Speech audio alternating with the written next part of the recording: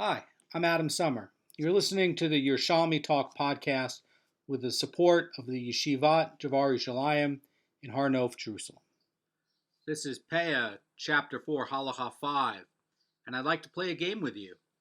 This Mishnah that's coming up appears in Peah, but it also appears in Hala. In Masechet Hala, they repeat this exact same Mishnah. Now, let's play a game. Maybe you'd like to pause the video here and see if you can think of a reason why the Hachamim want to repeat this Mishnah here in Peah and over there in Hala. So I'll let you pause the video and play this game if you can think of a reason that this Mishnah coming up would be in Peah and Hala. And just a hint, you probably should be able to figure it out even before I read you the Mishnah. So in other words, how could it be that they would repeat this in these two Masechtot? Even you don't even need to read the Mishnah to know that something's going on with it. And I'll basically give you an answer now, and that is because Peah is going to be dealing with everything before you're getting the crop ready with the harvesting. And with Hala, that's everything after. So that's why they're going to repeat this Mishnah here and there. Very unusual that they'll be repeating Mishnahs, but here it is in a case, and there's a specific reason why. Yesterday, we looked at the laws of Lechet, Shchicha, and Peah in chapter 4, Halacha 4 in Peah.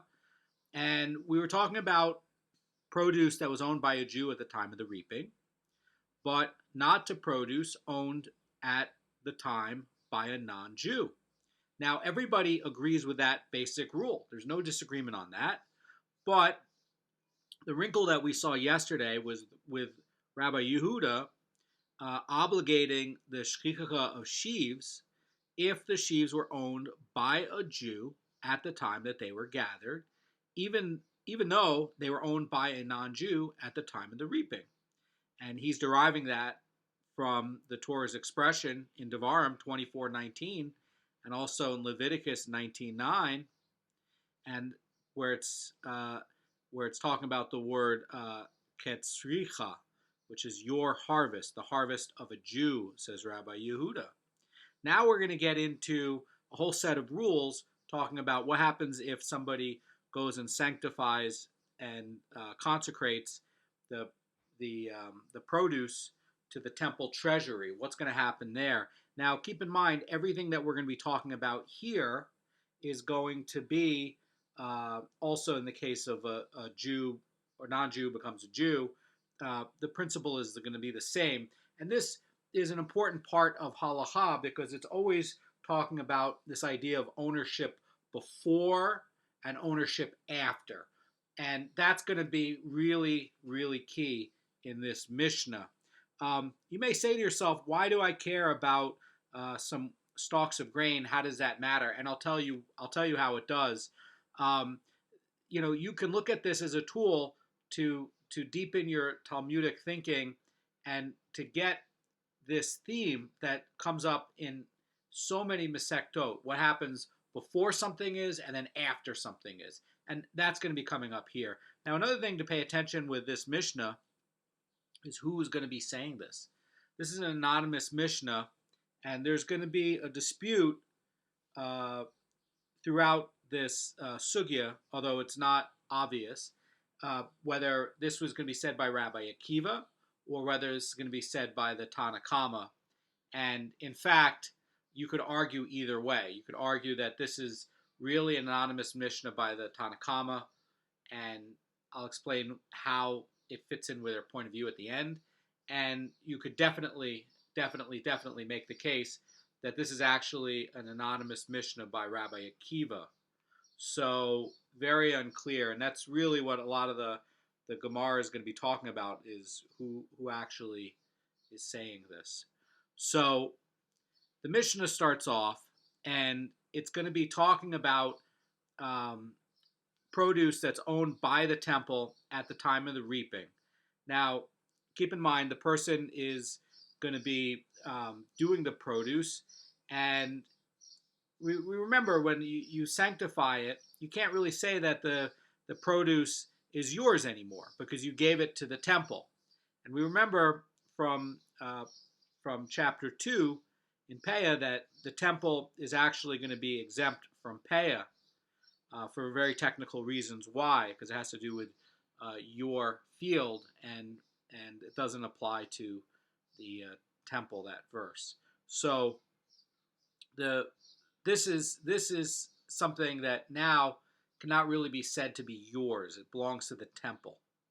And we're going to deal with a case here where somebody consecrates the grain. They're going to be giving it, dedicating it to the temple.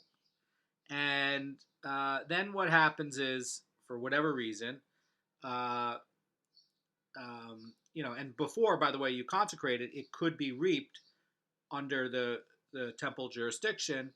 And then the farmer decides to redeem it. How does that work? That works by paying the value to the temple plus 1/5. And he reacquires the standing crop for himself.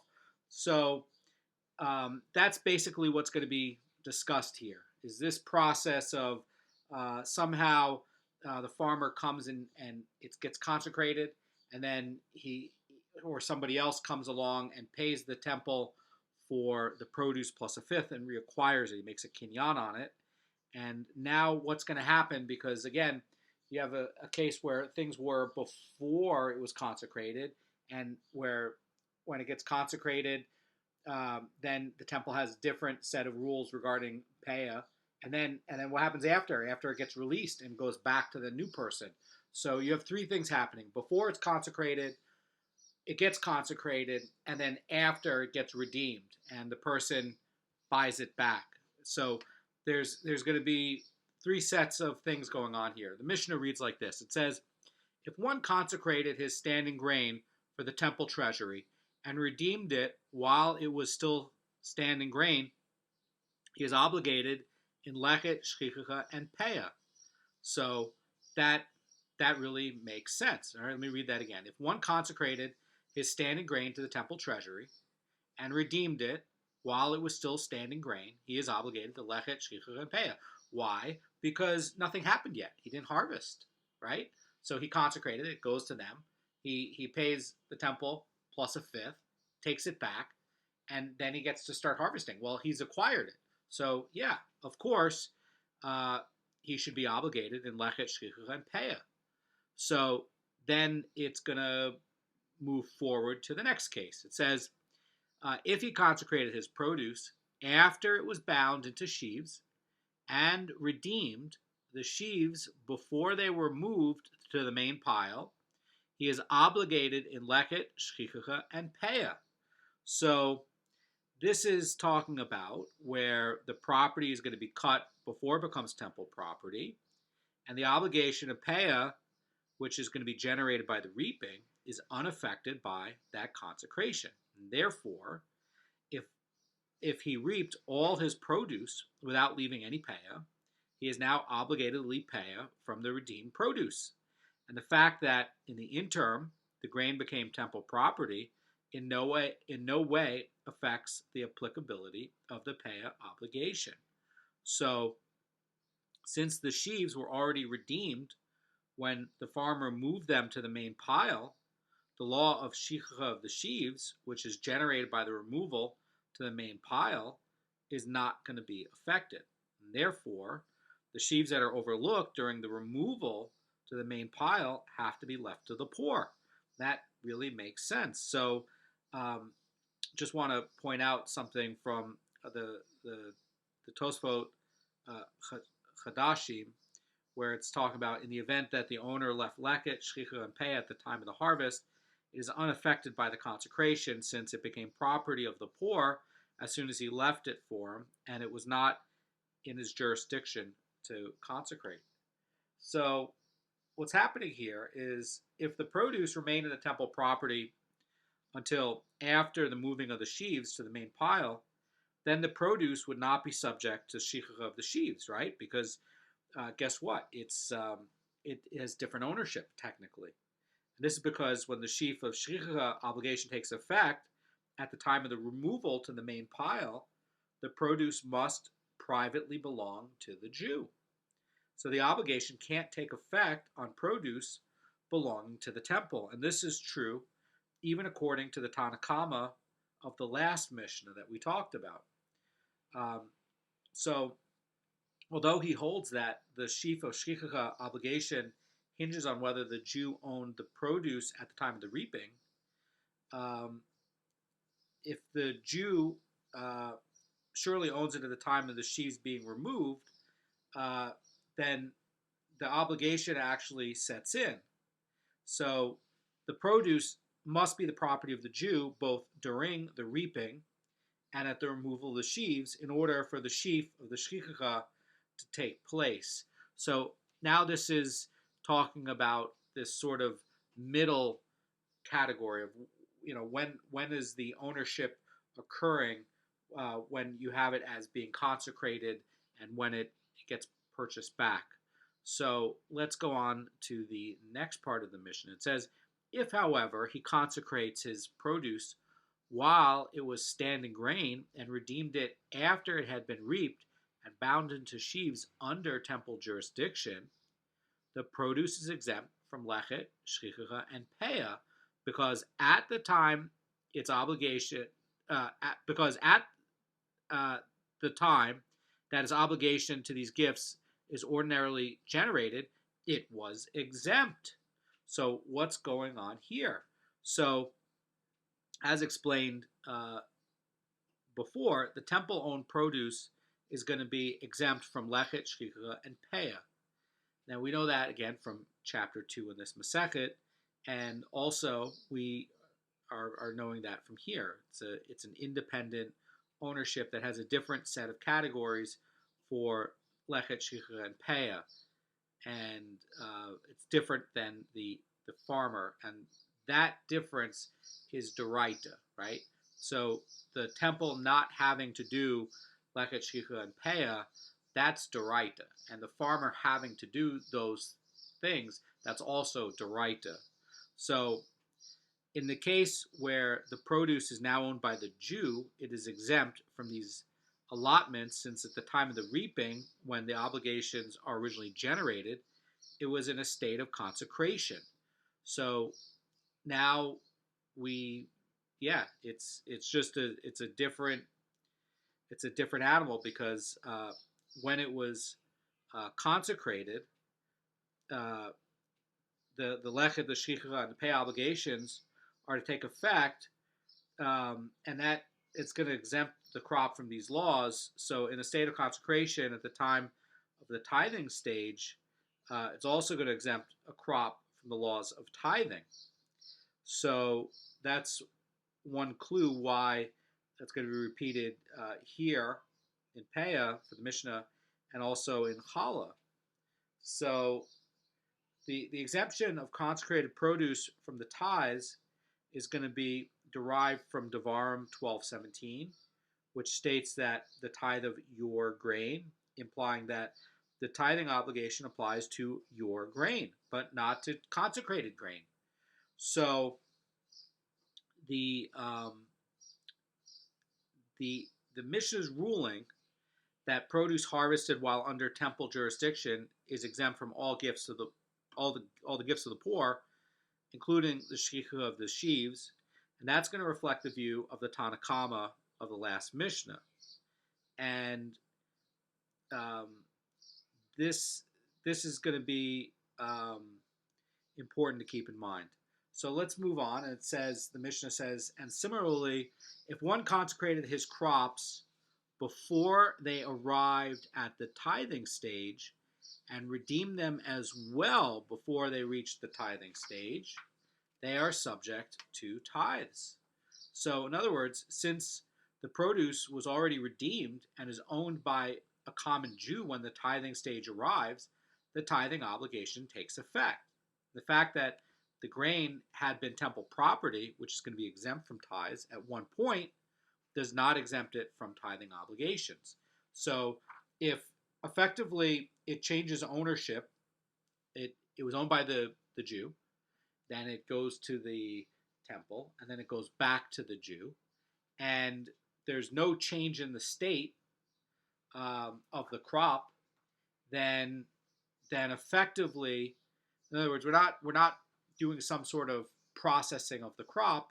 Then effectively, what happened here, the Jew basically purchased it back and paid a fifth more, right? But there's no change in the obligation for what we're doing with the poor people here. Now, keep in mind here that in the initial tithing stage and the second tithing stage, and it's going to vary from species to species, there's numerous illustrations of grain where it's going to be considered edible and defined as food, and that's going to be at the 1/3 point of its growth. We know that from Maestros 1:1 and Maestros 1:2. And then you have the second tithing stage when it fully gets processed and then it's ready to be transported from the field, and the heap is threshed and smoothed down, and that's the next part. So right. This one's going to be where if he consecrates the crops, the Mishnah reads, after they arrived at the tithing stage and then he redeemed them, they are subject to tithes after the redemption. Let me explain that real quick. Since the crop is going to be owned by the Jew at the time it reached the tithing stage, the tithing obligation takes effect, and it is not removed by the subsequent consecration. And while the crops are consecrated, they're not going to be subject to tithes.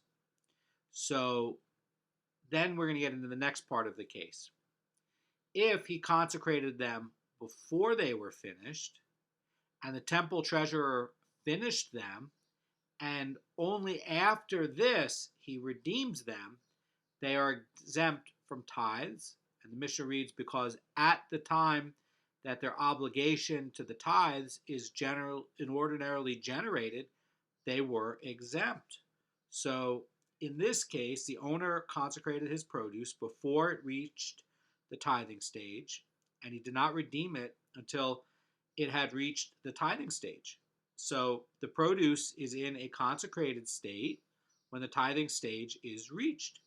And this refers to the same stage that had been the focus on the Mishnah's discussion until now.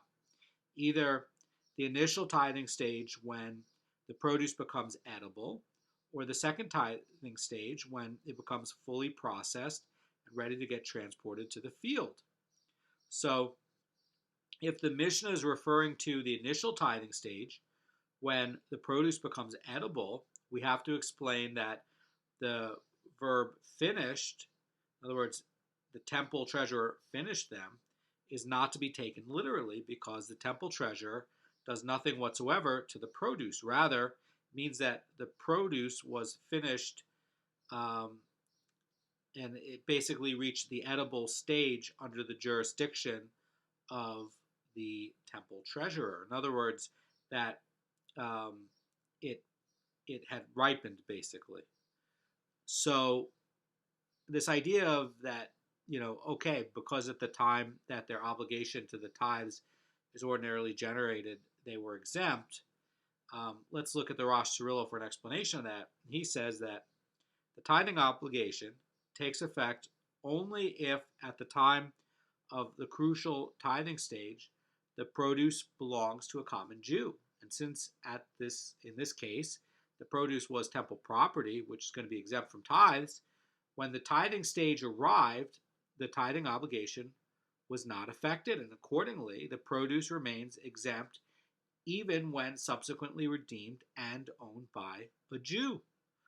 So let's get into the Gemara, and the second part of this mission is going to be dealing with the tithing obligation regarding produce that was consecrated and redeemed, and this is going to reoccur verbatim in chapter 3, Halacha 3. The Gemara is going to question, why does this need to be repeated? So the Sugya reads like this. It says, why is this Mishnah regarding the tithing obligation taught twice? once here in Tractate Peah and a second time in Tractate Chala. And the Gemara answers, Rabbi Yonah, Rabbi Chia, and Rabbi Yeshua ben Levi said in the name of Bar Pedaya, one Mishnah refers to the second tithing stage, achieved when the smoothing of the pile occurs, and one Mishnah refers to the initial tithing stage, achieved when the produce reaches 1/3 of its growth. Now, we know that 1/3 growth is a magical number throughout the Shas. This is when something becomes obligated for tithes. So I just want to read the note by the Mara Fulda. It says the initial tithing stage occurs when the produce reaches the point in the growth in which it becomes edible and could be deemed food. And with respect to grain, this is achieved when it reaches the 1/3 stage in growth. The second tithing stage, writes Samara Fulda, occurs when the produce is processed and ready to be transported from the field, and with respect to grain, this is achieved with the smoothing of the pile. So according to the Gemara's answer, each Mishnah really represents an independent novelty, and that's why it's brought out in both tractates. One Mishnah is going to be dealing with produce belonging to the temple at the time of the initial tithing stage, and that's going to be exempt from tithes and remains so even if it's owned by a Jew at the time of the second tithing stage. The other Mishnah in Chala teaches that the produce owned by the temple at the time of the second tithing stage is exempt from tithes even if it was owned by a Jew at the time of the first tithing stage. And the Vilna Gaon is going to add another point. He's going to say, it emerges that in order for the tithing obligation to apply, the produce must be securely owned at both the initial tithing stage and the second tithing stage. So that's a much deeper insight on why it's repeated and what's going on here. The Gemara is going to add and says, Rabbi Yossi said, Rabbi Ba and his colleagues responded to the inquiry as to why this Mishnah is taught twice. And the Sugya reads, his colleagues said that one Mishnah refers to the smoothing of the pile, and one Mishnah refers to the produce attaining 1/3 of its growth. However, they did not specify which Mishnah refers to what. My own point, that should be kind of obvious. But anyway, the Sugya reads, Rabbi Ba went a step further and explained that the Mishnah in Chala refers to the smoothing of the pile, and the Mishnah in Peah refers to the produce attaining 1/3 of its growth. So, Mara Fulda here writes that Rabbi Ba maintains that it is logical to say that the Mishnah here refers to the initial tithing, and the Mishnah in Chala refers to the second tithing stage. And in this way, there's a similarity between the two obligations discussed in each Mishnah, that is here with the Lechet, Shchicha, and Peah obligations, and that they're going to be similar to the tithing obligation affected by the first tithing stage. And the Chala obligation is going to be similar to the tithing obligation that takes effect by the second tithing stage. So by the time when the Chala obligation takes effect over there is when the dough is thoroughly mixed into one mass, and at that point the dough has become prohibited as tevel even for a snack until Chala is separated. And this is similar to the second tithing stage, which also renders the produce as tevel even as a snack. Thus it follows that the tithing stage discussed in Chala refers to the second tithing stage, the smoothing of the pile. However, the reaping of the grain, which activates the Lechet, Peah, and Shchicha obligation, does not render the produce prohibited for consumption. So that's another deep insight on why you would have to repeat it over here and over there, is because even after you start to harvest it, you can snack on it. But once you set it up where it becomes obligated for tithes over here, you're allowed to snack on it. But the reason, according to what the Mara Fulda is saying, that Rabbi Ba is saying, is that by putting it over there, the difference is that once you have it for the second tithing stage and you smooth it, you're not allowed to snack on it anymore, and you have a very serious punishment for eating something that has kodesh. So the Vilna Gaon points out in his commentary on this sugya, it says that it follows that the tithing stage discussed here refers to the initial tithing stage when the produce attains 1/3 growth, and it seems that the similarity between the tithing obligation affected by the first tithing stage and the lechet, shchicha, and pay obligations is that they all take effect when the grain attains 1/3 growth. That's a really, really interesting insight about it having to be repeated, because what are you allowed to do with the grain after the first tithing, and what are you allowed to do with the grain on the second tithing? And as you can see, that if you misuse the grain on the second tithing, you have very serious problems. You have death from heaven. You're eating tevel. So you would say that, hey, you need to repeat this part of the Mishnah so that you could know the law over here as being different and not the same, because the punishment is going to be different. So having identified that the Mishnah is going to be teaching that the produce attaining 1/3 growth over here in this Masechet, while in the possession of the temple treasury, is going to be exempt from tithes, the Gemara is now going to try to get into this argument between whether this is going to be the view on this Mishnah of Rabbi Akiva, perhaps Rabbi Akiva saying it anonymously, or the Tanna Kama saying it anonymously, and then we're going to end. So the Mishnah, says the Sugya, is consistent with the view of Rabbi Akiva, not the sages. For Rabbi Akiva said that you follow the first third of the produce's growth. However, the sages and Rabbi Akiva are in disagreement regarding the matter, as taught in the following brisa. And the Sugya is going to continue. It says, in the case of a field whose crop attained a third of maturity, while in the possession of a Gentile, and a Jew then purchased the field from him, after which the crop grew to maturity while in the Jew's possession, the law is disputed. So let me explain that again. So the field is going to be owned by a non-Jew. There's some crop that's growing, and the Jew comes along and purchases it, and then maybe it wasn't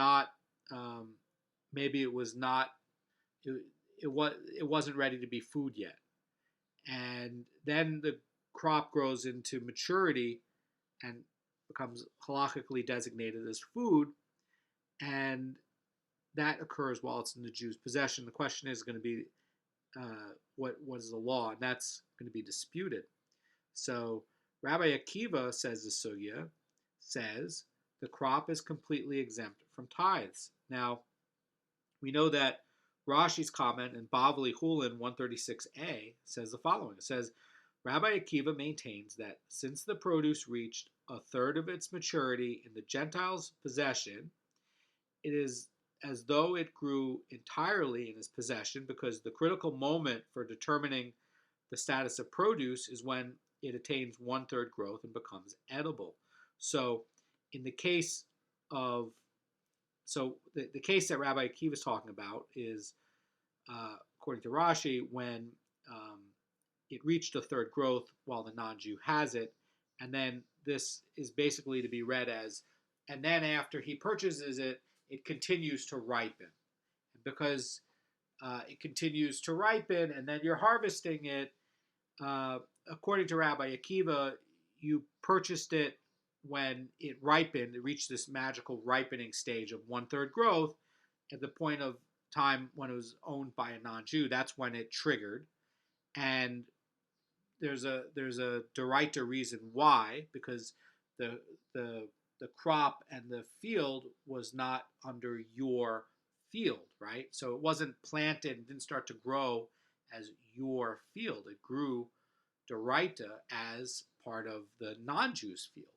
So the way Rabbi Akiva's treating this is he's saying that it's exempt from tithes because of this Doraita reading, and that because of this, that it's going to be exempt. Now, had the crop been less than 1/3 growth, and then it ripens under the ownership of a Jew, that's going to be another question. So let's see what the sages say. The sugya continues. It says, "But the sages say the portion which increased in the possession of the Jew is obligated in tithes." Now let's look at what the Rashi says in Hulin 135b. He says that the sages maintain that although the first third of the produce's growth, which occurred under the condition, is exempt, is not subject to tithes, the additional 2/3 growth, which occurred under the condition of obligation when the field belonged to the Jew, is subject to the tithes. And the mature crop is going to be 1/3 hulin and 2/3 tevel, says the Rashi. And the Bavli and hulin, and also Rashi and Gittin and hulin, there's gonna there you can see it in Bavli Gittin 47a. There's going to be a dispute as to whether a non-Jew acquires land in Israel, whether he's going to be exempt from the produce from the tithing obligations. This is also going to be a dispute between Shimon Bar Yochai and Rabbi Meir in Shvius as to whether the produce is going to be tithed or not if it's owned by a non-Jew, and because of whether land ownership can occur. So according to the opinion that, which is going to be Rabbi Meir's, that produce grown on a non-Jewish farm is going to be exempt from tithes. He's going to basically be saying that they can't have ownership. It doesn't count. And Shimon Bar Yochai is basically going to be saying the opposite, that they can own land and they can be obligated. So that's going to be a question here as well. So it's going to follow from this sugya here about the sages saying the portion which increased in the possession of the Jew is obligated to tithes. It follows that the produce that attained 1/3 of its growth under temple jurisdiction and then grew to maturity after it's redeemed is going to be subject to the same dispute, just like whether a Jew owns it or not, and at the point of time, or even if somebody converted or not. According to Rabbi Akiva, it is going to be completely exempt from the tithes since it reached 1/3 of its maturity under the temple jurisdiction. And according to the sages, however, the portion which increased after it was redeemed is going to be subject to tithes. And therefore, the Mishnah, which completely exempts such produce from tithes, looks like it's going to be in the view of Rabbi Akiva. But that's a big question. So the Gemara is going to question this assertion. And the sugya reads like this. It says, "What now is the outcome of the matter? Is the Mishnah's ruling, in fact, reflective of Rabbi Akiva's opinion?" In other words, the question is going to be like, did this crop grow and reach maturity where it counted as food, and then it did that in a state where it was not owned by a Jew. In one case, it could have been temple property. In another case, it was owned by a non-Jew. And is it going to be like that? Or is it going to be like the sages say, where it's at the point where the Jew actually has ownership of it, and then that's where the tithes take place? The Gemara is going to conclude that the Mishnah's ruling actually can even have the view of what the sages are saying. They can read it even that way.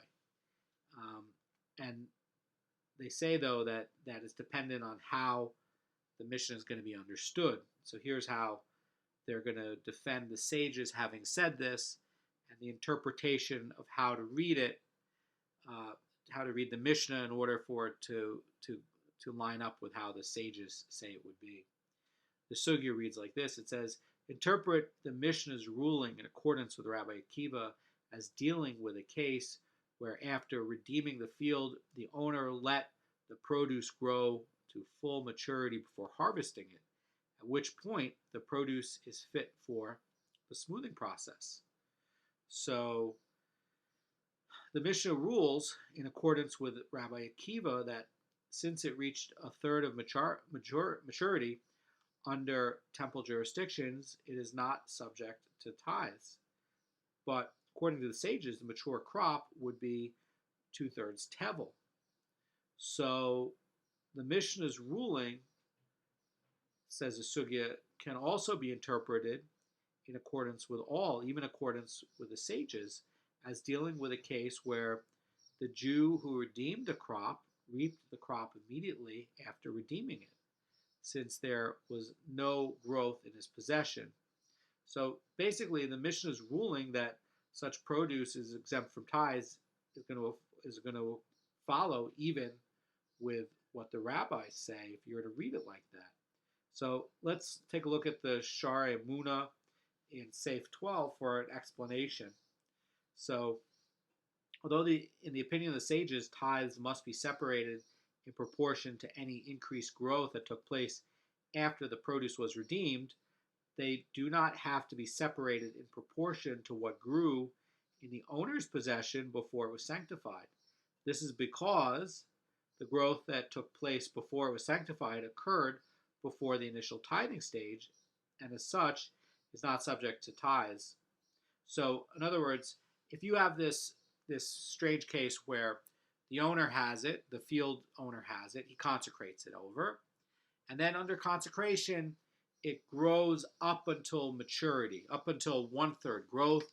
That's the magical point when it becomes counting as edible and subject to tithes.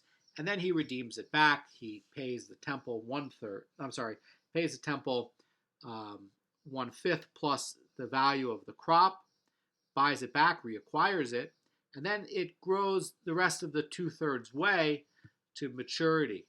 Effectively, what this is saying, what the sages are pointing out, is that you don't look at the time from when it was owned by the temple. When it was before it was owned by the temple. You don't look at the time when maybe it was growing for 10 days and it's just some stalks of grass. You don't count that time. What matters is when it reaches harvesting, and when it reaches this 1/3 point.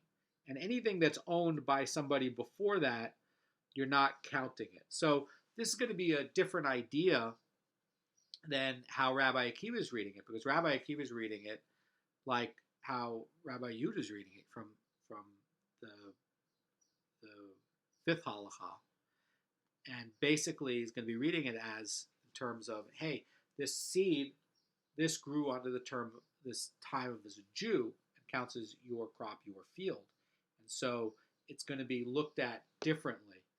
According to what the sages are saying here, is they're saying that even if it grew, for 10 days, and then you consecrated it over, that point of consecration where it went to from this 10-day period of time to this 1/3 ready, and this 1/3 ready becomes counted as food and ready for tithes, that's really what you're going to be caring about.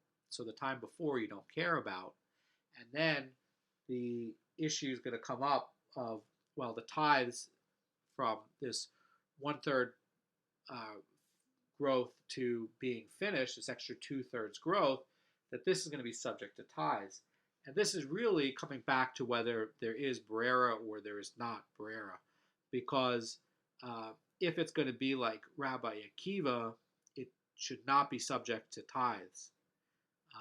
Completely should not be subject to tithes, because at the point at which it was, if in the case it was owned by a non-Jew and then purchased later, then it's going to be read and interpreted one way from the Torah. And if it is with Berera, then it's going to be like what the sages are saying, and it's going to be that case. And so again, it's a question of yes Berera, no Berera.